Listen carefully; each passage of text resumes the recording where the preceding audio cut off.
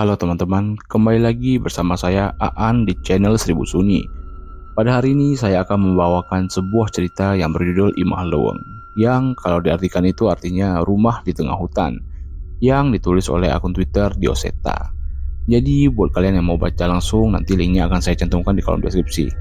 Oke, gak usah basa-basi lagi, kita langsung masuk ke ceritanya. Pada satu hari, ada seorang anak bernama Gio. Nah, si Gio ini baru aja pindah sekolah dari ibu kota ke salah satu daerah pegunungan yang lengkap dengan asrama. Di hari H berpindahannya, di sepanjang jalan, Gio mikir tuh bagaimana kehidupannya tanpa ditemani orang tuanya. Karena untuk tinggal di asrama itu sama sekali tak pernah dia bayangkan sebelumnya. Singkat cerita, Gio sampai di asrama barunya nih, dan dia turun dari mobil sambil membawa barang-barangnya. Pemandangan yang hijau dan udara segar membuatnya sedikit terhibur. Namun ada yang menarik perhatiannya nih, yaitu sebuah pohon beringin besar yang ada di belakang asramanya. Mungkin karena ukurannya yang sangat besar. Keesokan harinya, Gio ke sekolah dan menemui kepala sekolah. Wajar aja karena hari pertama masuk sekolah setelah pindahan. Dan di sepanjang jalan ke ruang kepala sekolah, banyak anak-anak yang ngintip dari jendela ngeliatin Gio. Wajar aja, kan penasaran siapa sih murid pindahan yang baru. Sesampainya di ruang kepala sekolah itu, ibunya bicara panjang lebar dengan kepala sekolah barunya Gio. Namanya Bu Ranti. Biasalah perkenalan dan urus berkas-berkas pindahan Gio. Karena merasa bosan mendengarkan percakapan ibunya sama Bu Ranti, Gio keluar nih buat lihat-lihat suara sekitar. Tiba-tiba ada suara yang menarik perhatiannya, dan Gio lihat ada seorang anak kecil lari menuju bangunan tua yang ada di dekat pohon beringin besar di belakang asramanya itu. Karena penasaran, Gio cari tahu dan pergi ke arah kolom beringin itu tuh. Sesampai di situ, Gio menemukan sebuah bangunan tua yang besar banget. Bahkan dibandingkan sama pohon beringin itu ukurannya masih gak ada apa-apanya. Lalu terdengar lagi suara tertawa anak kecil yang lari ke arah pohon beringin. Gio ikutin terus sumber suara itu. Mungkin saja itu adalah salah satu anak asrama, pikir Gio. Gio ikutin terus sumber suara itu. Tiba-tiba terdengar lebih jelas lagi kalau itu adalah suara anak perempuan. Tapi kali ini suara itu terdengar dari atas pohon. Dan Gio sadar nih, ada satu hal yang aneh. Tiba-tiba tubuhnya Gio ini lemas dan nyalinya nyiut buat menoleh ke sumber suara itu. Namun ada angin berhembus meniup belakang lehernya. Sontak Gio refleks dan nengok ke belakang. Dan kalian tahu apa yang Gio lihat? Seorang anak perempuan tergantung terbalik di antara akar-akar pohon beringin. Namun wajahnya tak terlihat jelas sampai tiba-tiba ada sesuatu yang jatuh di depannya Gio. Kalian mau tahu itu apa? Ya, itu adalah kepala anak perempuan itu. Di situ Gio terjatuh lemas dan gak percaya dengan apa yang ia lihat, dan ia berusaha menjauh dari kepala wanita itu. Tapi sayangnya, makhluk itu tidak diam. Tubuhnya meronta-ronta sampai terjatuh dari akar beringin itu dan berjalan ke arah kepalanya. Di situ dia genggam rambutnya dan dia seret itu kepalanya sambil jalan ke arah Gio, dan dia bilang, "Ayo." Di situ Gio cuma bisa memohon dan berusaha meninggalkan tempat tersebut. Gio paksa tubuhnya untuk berlari dan bersembunyi di bangunan tua itu dengan harapan makhluk itu gak bisa nemuin dia. Gio terus bersembunyi di bawah jendela sambil nutupin matanya agar gak melihat makhluk itu. Tiba-tiba terdengar suara dari makhluk itu. "Kamu di mana? Aku cari ya," sambil tertawa. Di situ Gio panik bukan main karena tiba-tiba ada kepala yang jatuh di depannya, dan kepala itu nengok ke arah Gio dan bilang, "Ketemu," sambil tersenyum mengerikan. Gio nangis di situ, dan dengan sisa-sisa keberaniannya dia paksa kakinya buat lari dan keluar buat cari pertolongan. Dari jauh Gio lihat ada beberapa anak asrama yang berkumpul. Gio berusaha tuh buat nyamperin dan minta tolong. Dia teriak, "Tolong, ada setan!" Namun anak-anak asrama itu gak dengar. Belum sampai ke asrama, ada seekor anjing yang menggigit celananya hingga robek. Tapi Gio gak hirauin anjing itu dan terus lari. Tapi anjing itu terus saja mengejarnya. Sampai akhirnya Gio sampai nih dan ketemu sama ibunya dan juga Bu Ranti. Di situ ibunya nanya, "Apa yang terjadi?" Gio di situ jelasin lah. Dia baru aja dikejar dan digigit anjing, terus jalannya robek. Belum selesai menjelaskan cerita yang lebih lanjut, ibunya ini ngajak Gio buat ngelihat rumahnya Bu Ranti di desa Sukmaraya. Sesampainya di sana, Gio ngejelasin bahwa tadi dia melihat banyak anak-anak seumurannya. Tiba-tiba Bu Ratih datang menghampiri Gio dan bilang, Gio, anak-anak asrama masih pada sekolah, jadi gak mungkin ada anak-anak di asrama. Nah, yang jadi pertanyaan, sebenarnya siapa anak-anak seumuran Gio yang Gio lihat barusan? Mari kita cari tahu kebenarannya menurut sudut pandang seseorang yang bernama Danan Jaya Sambara, atau yang biasa dipanggil Danan. Sudah 1 minggu aku tinggal di kampung ini, Kampung Sumaraya yang terletak di kaki Gunung Gede. Sebenarnya tujuanku ke sini adalah untuk mengurus berkas-berkas untuk persiapanku melamar kerja di kota asalku di Jogja. Dulu aku sempat tinggal cukup lama di sini, sampai akhirnya aku pulang ke Jogja dan belum sempat merubah berkas kependudukanku. Perkenalkan, namaku Danan Jaya Sambara. Panggil Danan saja. Setelah lulus, aku bekerja di pabrik gula pamanku di area Klaten. Namun, karena suatu hal, aku memutuskan untuk tidak bekerja lagi di tempat itu dan mencoba melamar di perusahaan swasta. Di kampung ini, aku tinggal bersama budeku. Sebuah rumah di perkampungan yang cukup padat dengan pemandangan yang selalu membuatku rindu, yaitu sebuah pohon beringin besar yang selalu bisa dilihat dari sudut manapun di kampung ini. Bahkan saat ini pun aku masih menatapnya dengan ditemani secangkir kopi pahit dan sebatang rokok. Masuk sudah mau maghrib. Tiba-tiba suara seorang ibu yang lewat memecah lamunanku.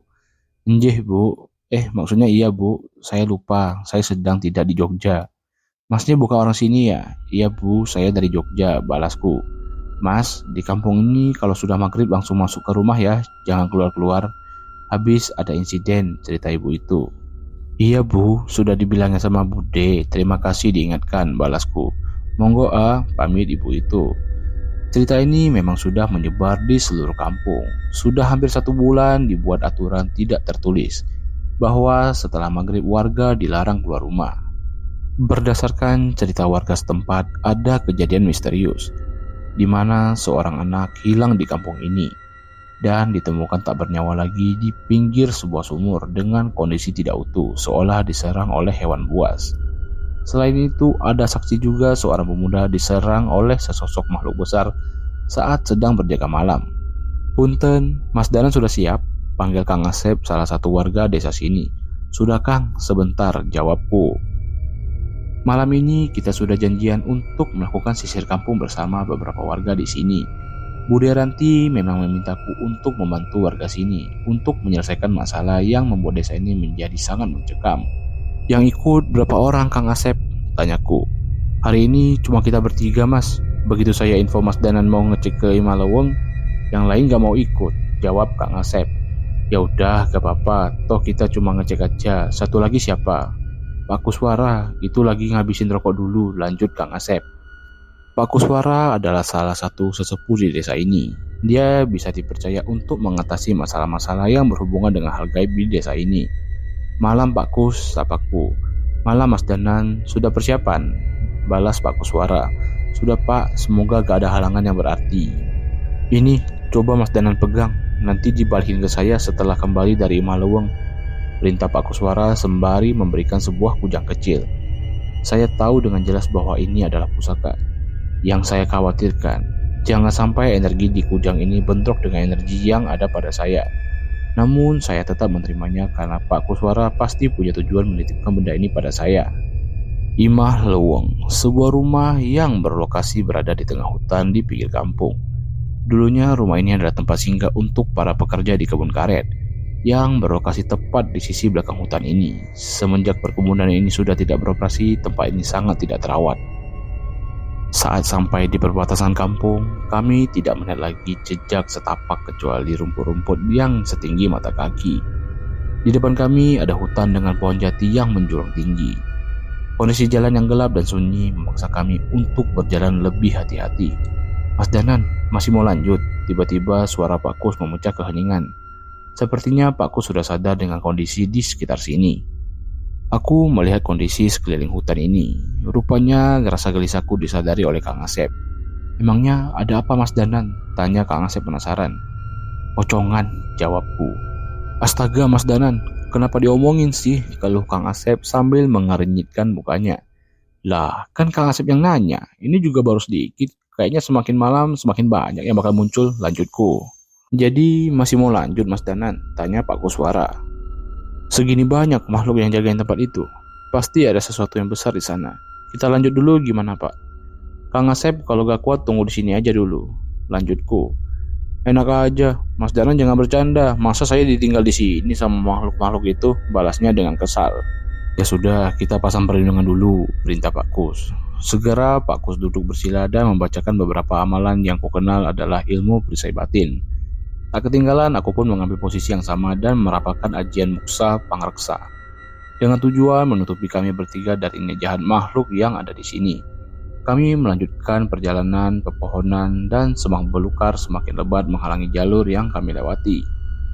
Kami mempercepat langkah kaki dan sebuah rumah gubuk tua yang hampir tak berbentuk mulai terlihat. Sekali lagi terdengar suara dari semak-semak. Apa yang kalian lakukan di tempat ini? Suara wanita itu terdengar lagi. Namun disertai suara semak-semak yang tersibak seolah dilewati hewan hutan. Kami pun menoleh dan apa yang kami lihat? Sesosok wanita dengan wajah yang tak berbentuk dengan bola mata yang tidak lagi di tempatnya. Rambutnya terurai di tanah dengan tubuh bawah berbentuk ular dengan sisik berwarna hitam. Seketika aku kembali merapalkan amalan-amalan untuk mengusir makhluk itu dari sini. Namun sebelum selesai makhluk itu mengatakan, "Saya tidak bermaksud menyakiti, saya hanya memperingatkan kalian," ucap makhluk itu. Tiba-tiba Kang Asep jatuh terduduk dan bilang, "Apaan itu?" teriak Kang Asep dengan mukanya yang pucat. Kukira hanya Pak Kus dan saya yang bisa melihat makhluk-makhluk ini. Entah kenapa siluman ini bisa dilihat sama Kang Asep. Perjalanan kami dilanjutkan dengan sedikit gangguan-gangguan, namun akhirnya kami sampai juga di lokasi yang kami tuju, Imah Leweng. Sekilas bangunan ini seperti tidak pernah didatangi oleh manusia lagi. Atapnya yang bolong, kayu-kayu yang jatuh termakan rayap benar-benar membuat orang tidak peduli dengan bangunan ini. Aku memberanikan diri memasuki pekarangan rumah tersebut. Alangkah terkejutnya, puluhan, tidak, mungkin lebih, makhluk putih yang mengganggu kita sepanjang perjalanan tadi muncul berkumpul di sini mengepung kami. Ya, itu pocong. Aku sedikit gentar, belum pernah aku melihat pocongan sebanyak itu di satu tempat. Bukan masalah hantu pocong ini, tapi makhluk apa yang ada di dalam rumah itu sehingga bisa memiliki tumbal sebanyak ini. Aku merasa belum siap, namun lain dengan Pak Kus. Dia hanya memandangku dan memastikan keputusanku. Kemampuan Pak Kus jelas mumpuni, tapi untuk mengurus semua ini terlalu beresiko. Oleh karena itu aku tetap dibutuhkan. "Jangan nekat Mas," peringat Pak Kus dari belakang. Aku tetap berusaha maju dan pocong itu mendekatiku. Kakiku dijengkram oleh makhluk yang aku sendiri belum sempat melihat bentuknya. Tetesan liur dari wajah yang tak berbentuk menetes di telapak tanganku. Rasa gatal yang tak tertahankan muncul dari bekas liur itu. Segera aku melindungi diri dengan amalan penyembuh luka gaib dan membakar makhluk itu. Namun jumlah mereka yang tidak terhitung tidak memberiku ruang. Pak Kus mengeluarkan pusaka berbentuk mata panah yang segera ia bacakan doa dan melemparnya ke tanah. Sontak setengah dari makhluk itu terbakar dan menghilang. Rupanya benar, di bawah tanah ini terkubur puluhan mayat yang memungkinkan mereka para pekerja kebun karet yang menghilang, ucap Pak Kus. Bagaimana dengan Kang Asep? Dia bersembunyi di dekat Pak Kus. Tidak ada makhluk yang menyerangnya. Kemungkinan ia juga dibekali pusaka oleh Pak Kus. Tidak terima dengan serangan Pak Kus, sesosok makhluk bertubuh ular mencoba menyerangku dan melilitku dengan ekornya. "Siapa kalian berani mengganggu tempat ini?" ucap makhluk itu sambil melilit tubuhku. Badanku mulai lemas. Rupanya siluman ini bukan siluman biasa. Bisa jadi makhluk inilah yang meminta tumbal sebanyak ini. Aku membaca ajian pembakar, tapi makhluk itu tidak bergeming. Amalan pedang pun nampak tidak berguna untuk makhluk ini. Pak Kus mencoba membantuku, namun ia dibisukan oleh puluhan makhluk halus dari seluruh penjuru hutan yang menyerang bersamaan. Nampaknya dia tidak ada pilihan lain. Aku melepaskan sukmaku dari raga dan menyerang siluman ular itu dengan keris pusaka yang telah menyatu dengan sukmaku. Makhluk itu kesakitan dan teriak dengan suara yang hampir terdengar ke seluruh hutan. Makhluk itu terlihat sangat marah. Belum sempat aku kembali ke ragaku, siluman jahanam itu menggigit pergelangan tanganku dan menariknya hingga putus. "Sialan!" teriakku sambil berusaha menyatukan ragaku. Aliran darah segar membasahi bajuku dan meneteskan darah yang tidak sedikit. Rasa sakit yang tertahankan membuatku terguling di tanah. "Mas Danan!" teriak Kang Asep yang segera berlari ke arahku. Pak Kus menyusul Kang Asep. Namun sebelum sampai di tempatku, sebuah pukulan dari makhluk raksasa menghempasnya hingga terguling. Kang Asep mencoba mengikat lenganku, namun siluman ular itu merebut dan melilitku. Aku mencoba kemungkinan terakhir, menarik keris itu dari sukmaku dan merapalkan mantra yang diturunkan oleh leluhurku. Jagat lembut boten duwe wujud, kula nimbali surga loka surga kayangan. Ketuh muli sampun nampani, tekan asa tekan sedanten. Mendadak langit menjadi gelap. Hujan turun begitu deras dan muncul sesosok makhluk seorang kakek tua bungkuk berambut putih panjang tergerai menembus rintikan hujan. Cucu kayak ngapain kamu manggil-manggil? Umpat makhluk itu. Maaf mbah, aku minta pertolongan, ucapku dengan berusaha sekuat tenaga. Kakek tua itu tertawa seperti orang gila, berlari dengan tangan di bawah seperti anjing dan menghampiri siluman ular yang melilitku. Belum sempat siluman itu berbicara, kakek tua itu segera memasukkan tangan ke mulut siluman itu dan merobeknya dengan keji sambil tertawa. Tidak puas sampai di situ, ia mengambil badan siluman itu dan memakan dadanya dengan luas hingga darah hitam bermuncratan di tanah. Gila, makhluk sekuat itu dihabisi tanpa ampun, pikirku. Tidak berhenti di situ, pocong, raksasa, makhluk tanah dihabisi dengan begitu brutal seolah tubuh mereka hanya terbuat dari kapas. Uwis mbah, teriakku. Seolah tidak mendengarkan, makhluk berwujud kakek tua itu tetap mengamuk sambil tertawa cekikikan. Sambil menggila bahkan tak luput, wajah Kang Asep tersapu oleh cakaran kakek itu. Aku semakin khawatir. Kakek itu berlari menuju Pak Kus. Sial, maksudku menyelamatkan diri malah memanggil masalah baru, gerutuku. Aku berlari sebisaku dengan luka di sekujur tubuhku. Makhluk itu semakin dekat, mencoba menyerang Pak Kus namun mendadak berhenti. Saya bukan musuhmu, jawab Pak Kus. Kakek itu seolah memandang sosok di belakang Pak Kus dan kembali ke arahku. Aku segera menarik kembali keris pusaka ke dalam sukmaku dan sosok kakek itu perlahan menghilang. Yang aku lawan itu bukan empunya. Jangan melawan kalau kamu belum siap. Tapi siapa saja yang berani menyakiti keturunanku harus berurusan denganku. Makhluk itu menatap Kang Asep dan menghilang bersama rintikan hujan yang berhenti bersamaan. Kita kembali dulu, ucap Pakku sembari membantuku berdiri. Tak terasa waktu sudah mendekati subuh. Kami keluar hutan dan berniat segera mencari pertolongan. Rasa nyeri merayap di seluruh tubuhku. Aku takut tidak mampu bertahan sampai pertolongan datang. Mas Danan, sekarang kujangnya sudah bisa dikembalikan, ucap Pakkus tiba-tiba. Aku mengeluarkannya dari saku dan segera mengembalikannya ke Pakkus.